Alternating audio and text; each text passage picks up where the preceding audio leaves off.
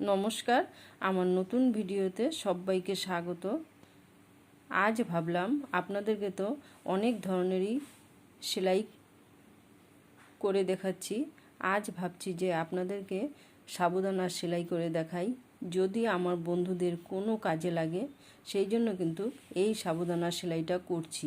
প্রথমে কিন্তু নিচ দিয়ে সুতাটা নিলাম, তার উপর দিয়ে কিন্তু আবার সুতো নিতে হবে, আবার তার উপর দিয়ে কিন্তু আরেকটা সুতো নিতে হবে, নিয়েই কিন্তু সেলাইটা হবে।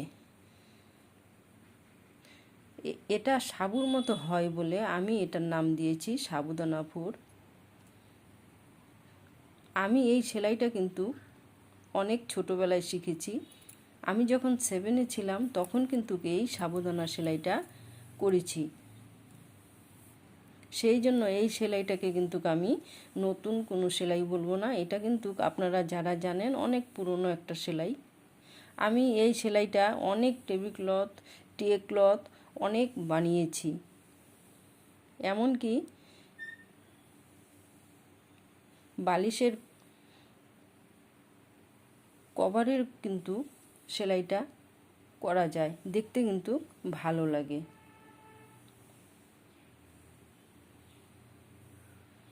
যে কোনো সেলাই যদি করা যায় তাহলে সবই কিন্তু সোজা লাগে।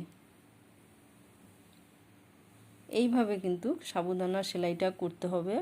আমি নতুন কোনো কিছুতে বানাইনি, কেননা আমি অনেক বানিয়েছি তো, সেই জন্য এইভাবে কিন্তু সাধারণভাবে এঁকেই কিন্তু আমি এই সাবুদানা সেলাইটা করছি। আমার এই সেলাইগুলো আপনাদের কেমন লাগছে আপনারা কিন্তু জানাতে পারেন। ভালো হলে তো অবশ্যই বলবেন, আবার যদি খারাপ হয় তাহলেও কিন্তু আপনারা বলতে পারেন যে সেলাইটা খারাপ হয়েছে।